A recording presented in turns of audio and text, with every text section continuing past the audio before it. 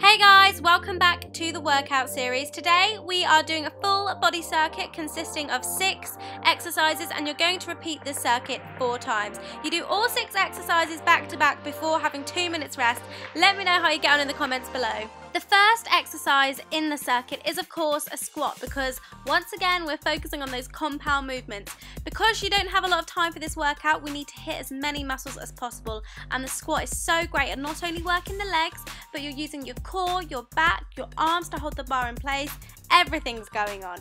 So make sure you're doing about 70% of your max weight for 12 reps. Really focus on getting nice deep squats, using your glutes to drive you back up again and keeping that core tight throughout.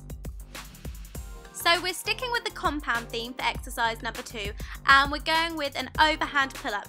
You can do an underhand chin-up, even a wider grip pull-up, I don't mind, whatever you're working on at the moment. You're aiming for about 10 to 12 reps, but the whole idea is that we're working that whole upper body, especially your back and your core.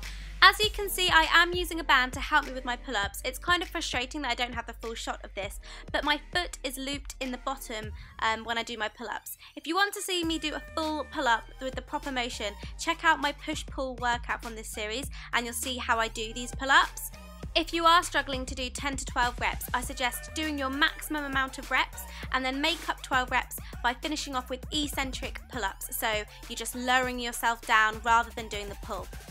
Our third exercise is a goblet curtsy lunge.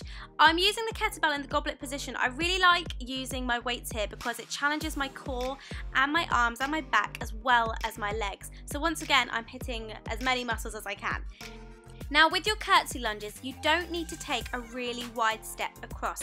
The main thing you want to do is step slightly across, as you can see I am doing, and make sure both legs are getting that 90-degree angle. So when you're stepping back to 2 feet, you're driving through the front heel of the front foot and you're using your glutes. It's all about glute activation as always.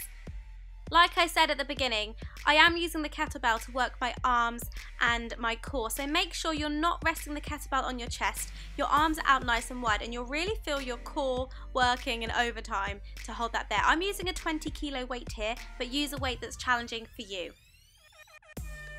Back to an upper body exercise now, and we're onto the dumbbell shoulder press. Make sure you've got one foot in front to the other. You're squeezing your butt and your core really hard to stabilize that. You don't want your lower back curving loads, okay? You really want to keep your whole body nice and straight. You're going to push up from your ears and extend the dumbbells up without locking your arms out. You've got to keep the arms soft. Really push them up, control it back down, and then drive it back up again. That was tough.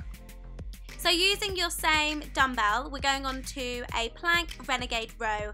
So this is like a single arm row, okay? The main focus are on your lats, not your arms. So make sure you're squeezing between the kind of mid part of your bra strap. Think about squeezing those muscles together, controlling it back and controlling it back down, and try to keep your body movement to an absolute minimum. You can see I've got a little bit of hip movement here, especially when I row with my left arm rather than my right arm. So I've got to work on that, but this should be a core workout and a back workout. Once again, just hitting a ton of muscles. That's the aim of this workout, just to get as much done in the least amount of time possible.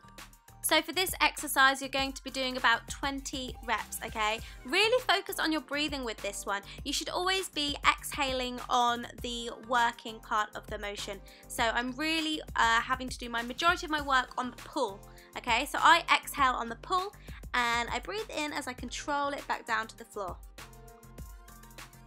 And for our finisher today, the last exercise in this circuit, we're finishing with tricep press-ups. The difference with this one is that rather than your hands being wider, you're going to keep your hands underneath your shoulders, the elbows go directly backwards, and therefore we work the triceps in more isolation, aka the bingo wings. Now if you're struggling to do a full press-up, by all means do go onto your knees. You're going to do about 12 reps, so really try and push this one out. It gets a lot harder as the circuits go on.